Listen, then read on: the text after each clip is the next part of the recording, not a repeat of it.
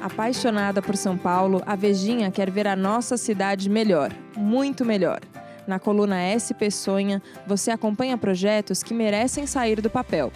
Nessa edição do podcast SP Sonha, eu, Helena Galante, converso com Raul Justilores, redator-chefe da Veja São Paulo e autor do livro São Paulo nas Alturas. O tema são os parques da cidade e porque valorizá-los é uma boa estratégia para as finanças municipais. Raul, seja muito bem-vindo ao nosso podcast. Você é um frequentador de parques de São Paulo? Obrigado, Helena. Gosto muito de frequentá-los e até quando não frequento é bom saber que eles existem. Eles estão lá nos oferecendo verde, sombra e um lugar para desestressar. Algo que todo paulistano precisa ter à mão. Na coluna SP Sonha, a gente publicou uma foto do Jardim Botânico de São Paulo e eu vou dizer que eu me surpreendi com aquela vista. Eu não sabia que o nosso Jardim Botânico era tão bonito. A gente tem uma falta de intimidade com os nossos parques? Muito, e nós temos uma culpa grande por isso, porque os nossos parques foram projetados sem pensar no entorno. A gente pode agora visualizar o Ibirapuera, o Vila Lobos, o próprio Jardim Botânico. Eles normalmente são cercados por vias expressas ou por viadutos. Você não chega a pé, normalmente você chega de carro. Eles não oferecem vista, né? E no caso do Jardim Botânico, que é chocante, ele está numa área um pouco mais periférica de São Paulo, mas ele tem uma densidade habitacional baixa ao redor dele. Aliás, tanto dele quanto do zoológico. Para quem não sabe onde fica o Jardim Botânico, é bom lembrar. É bom lembrar. Porque poucos paulistanos o conhecem. Ele é vizinho ao Jardim Zoológico. Ele cobra uma entrada de R$10, o que não é exatamente barato para quem gostaria de ir ao parque todo dia. E lá, você, para pagar essa entrada, você tem que pagar com dinheiro. Porque o sinal da internet no lugar é ruim, então não tem maquininha de débito ou de crédito. Isso é um grande exemplo de como a gente não consegue, numa cidade com tanta carência de verde, como a gente não consegue bombar os parques. Agora tem uma questão curiosa dos prédios que estão ali em volta, que parece que eles estão de costas para o parque, né? Não aproveitam nem a vista, que é linda. Entra lá no site da Veja São Paulo, quem está nos ouvindo agora nesse podcast, porque a foto realmente vale a pena. E é uma foto de drone, é uma vista aérea que você não vai ter indo ao Jardim Botânico para visitar. Por que os prédios estão de costas, Raul? É incrível, né? Aliás, muita gente que viu aquela foto do Jardim Botânico imaginou, nossa, parece o Central Park de Nova York. Só que o Central Park de Nova York, ele é todo cercado de prédios altos. A gente tem que lembrar que até o John Lennon morava num deles, né, do Dakota, aliás, no mais antigo deles, né, ao redor do parque. E a prefeitura de lá faz um dinheirão com essa espécie de imposto pela vista. Ou seja, você constrói um prédio muito bonito que vai ter como uma vista eterna o verde, você cobra um belo IPTU e com esse dinheiro você ajuda ou parques em áreas mais periféricas ou ajuda as finanças da prefeitura, que como a gente sabe, as finanças, especialmente aqui, não andam no seu melhor momento. Aqui a gente desenha parques quando sobra algum terreno e não pensa no entorno. Aliás, cá entre nós, não pensar no entorno faz parte de equipamento cultural, museu. A gente cria, né, como a Sala São Paulo, e 20 anos depois o entorno ainda não é bom. E no caso do Jardim Botânico, você vê os prédios que surgiram lá nos últimos anos, eles são de costas para o parque. Ou seja, não houve aí um mecanismo, um instrumento da prefeitura de falar, olha, eu vou permitir o adensamento nos limites do parque, e os prédios que têm apartamentos com vista, olha, arquitetos, desenhem os prédios olhando para o parque. E quem tiver essa vista magnífica vai cobrar mais, o metro quadrado vai ficar valorizado, os dois lados vão ganhar dinheiro. O incorporador que construiu o prédio, mas especialmente a prefeitura, que do momento que esses prédios ficarem prontos, até 10, 20 anos depois, quem não vai querer morar com uma vista para um parque? Só que a gente não tem isso sequer no Ibirapuera. Só que 2/3 dos vizinhos do Ibirapuera são casas onde moram no máximo 4 pessoas. Elas casas, casarões, né? Casas muito caras, mas a gente tem ali um parque tão importante cercado por poucos moradores. Você deu o exemplo do Central Park em Nova York, você morou em Nova York. Como é a relação da prefeitura com o parque e com a construção de novos parques também? Parece que eles investem nisso muito mais do que a gente. Muito, aliás, quem tem visitado Nova York ultimamente, apesar aí do dólar estar tão caro comparado ao real, mas quem esteve em Nova York nos últimos 5, 6 anos deve ter notado que surgiram 10, 20 parques novos. do nada. Aliás, vários deles surgiram onde havia piers, onde havia armazéns no porto do East River, que é aquela área, né, que circunda Lower East Side, East Village, Brooklyn, Williamsburg, etc. E esses parques surgiram do nada, porque basicamente o que a prefeitura notou, com a mudança climática, a água do mar sobe, tem inundações, Nova York sofreu muito lá com o furacão Sandy, então eles desejam que as margens da ilha seja verde, possa absorver a água. E essa vista, seja do rio, mas seja do parque, é uma vista que vale dinheiro. Então a prefeitura fez exatamente o oposto do Jardim Botânico. Ela permitiu que incorporadores comprassem áreas vizinhas a esses piers e armazéns e literalmente passou a conta da construção dos parques e da manutenção para os incorporadores. A gente tem que lembrar duas coisas importantes. Em Nova York, a maioria dos apartamentos são de aluguel, são de locação. Então, o incorporador, quando constrói, ele não vende apartamento e lava as mãos e dane-se se aquele bairro vai ser bom ou ruim daqui a 10 anos. Então, eles têm interesse que esses parques à beira-rio sejam bem mantidos. E agora, claro, a gente trabalha aí com um dos instrumentos, um dos sentimentos mais valiosos do ser humano, que é a vaidade, o ego. Se você permite que 10 parques sejam criados ao mesmo tempo por incorporadores diferentes, num mesmo lugar... Quem quer ter o mais bonito? Começa uma competição. Aliás, eu lembro que quando eu morei em Nova York, eu entrevistei um desses incorporadores e a resposta dele, aliás, muito sincera, ele me falou, eu nunca me diverti tanto quanto construindo esse parque. E assim, o cara estava construindo, sei lá, 500 apartamentos atrás. Mas o parque? O parque, porque aí ele mandou fazer um escorregador gigante, um tobogã, aí tinha as ruínas lá de uma usina de açúcar, que aliás é quase um ponto turístico de Nova York, a sede da Domino, muita gente tira foto da Domino, e ele mandou preservar a estrutura dessa fábrica e criou um parque dentro da fábrica. Ou seja, além do verde em si, tem lá as ruínas que viraram um ponto turístico muito instagramável ao gosto dos turistas. Então, aqui a gente não explora esse potencial. Há várias áreas da cidade que poderiam se tornar grandes parques. Uma delas, aliás, que rendeu uma outra coluna dessa sessão SP Sonha, o Campo de Marte, né? O Campo de Marte, mesmo que você mantenha lá as pistas de pouso e decolagem, que cá entre nós é um tema bastante polêmico, se São Paulo precisa ter uma área tão gigante que é usada aí por menos de 1.000 passageiros, menos de 1.000 pessoas por dia, é uma discussão, mas há uma grande área do Campo de Marte que já é parque no papel. São aí 400 mil metros quadrados, se não me engano. E a prefeitura já anunciou, aliás, o Kassab prometeu, o Pita prometeu, o Haddad, né? É uma novela longa. Aliás, o Campo de Marte, né, existe, é federal desde que Getúlio Vargas derrotou as forças paulistas na Revolução de 32. Pouco tempo, gente, pouco tempo. Então tem essa novela para se criar um parque ali. A Zona Norte adoraria ter um parque a mais. Seria, aliás, uma bela maneira de se levar desenvolvimento à Zona Norte. Se você fizesse como em Nova York, você cria esse parque e permite alguns prédios multifuncionais ao redor. Que tem apartamento, que tem escritório, que tenha entretenimento no térreo.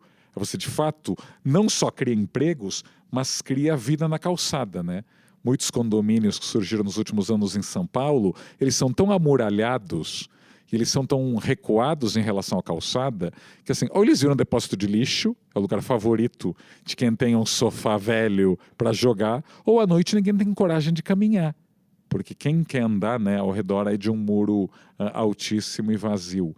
Então, eu sugiro aí o Campo de Marte, na SP Sonha, que poderia ser um parque exemplar, e com muita gente morando ao redor, porque eu acho que de parques, que quando você vê uma foto você percebe que quase ninguém mora ao redor ou pouca gente, nós já estamos cheios.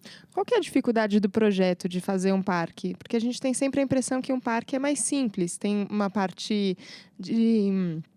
de vegetação que você tem que investir, que é muito bom, mas como fazer as pessoas usarem? A gente tem exemplos, talvez, do que não deu certo, né? O Largo da Batata não deu tão certo ali, a ocupação ainda é muito pífia. A própria Praça Roosevelt também tem ali as pessoas andando de skate, mas parece que o aproveitamento da área não é tão bom. É difícil fazer um projeto para um parque, Raul? Olha, a Praça Roosevelt e o Largo da Batata juntos devem ter 12 árvores, né? Então, e que são áreas que nasceram aí com muito dinheiro público, especialmente o Largo da Batata, né? A prefeitura ali vendeu títulos, né, certificados para o mercado imobiliário para permitir a verticalização de parte da Faria Lima. E assim, o dinheiro havia, só que para variar o dinheiro foi gasto em túnel, em viaduto, ou seja, você pensa no pedestre e depois do pedestre no verde, como assim, quando já sobraram 5 centavos na conta, né? O dinheiro sumiu, então já não pensa. Agora, a gente tem um problema de projeto, né? Se a gente não sabe projetar uma praça, como o Largo da Batata, imagina um parque, né? Um parque grande, né? Parque a grande. área do Campo de Marte é equivalente ao Ibirapuera e o Vila Lobos juntos. Isso, o Campo de Marte, o complexo área inteiro, a área geral, é do tamanho do Ibirapuera e do Vila Lobos juntos, né?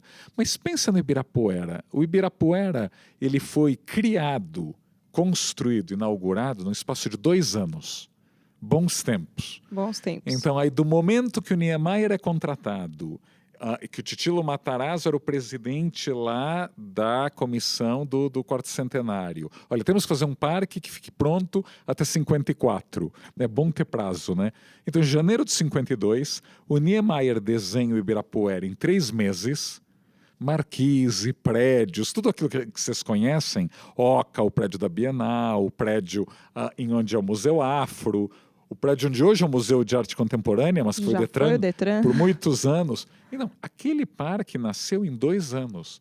Não é possível que nas décadas seguintes a gente tenha retalhado o parque, a gente criou um parque quase intransponível para o pedestre chegar, até quem mora no Paraíso tem dificuldade para ir andando.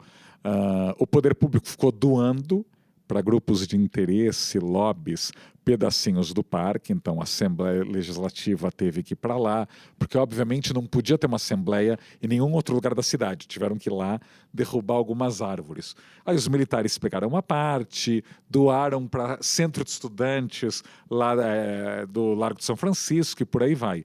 E foram retalhando o parque. Agora é um parque aí inacessível. Então, até quando o projeto é bom, a gente consegue ir deturpando ao longo do tempo. Era bom a gente recuperar e ver como era o Ibirapuera no início. Aliás, dá até uma nova coluna da SP Sonha de tentar recordar o que era para ser o Ibirapuera. Não é possível que o Central Park seja tão facilmente alcançável de bicicleta, de metrô, a pé, e que nós tenhamos o nosso Central Park cercado aí por concreto.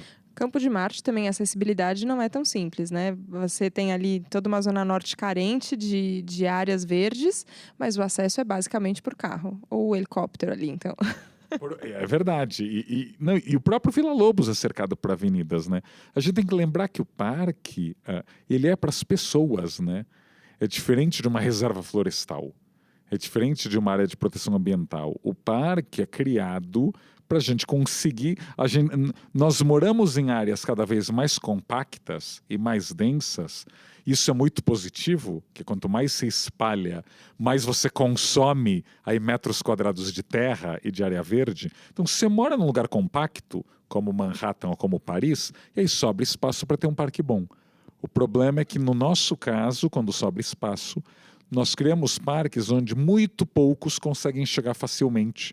Para a grande maioria da população, são necessárias aí 2 horas para se usufruir de um parque, o que é muito injusto. Mas a gente continua sonhando, né, Raul? Somos otimistas. Continua sonhando e é importante a gente lembrar.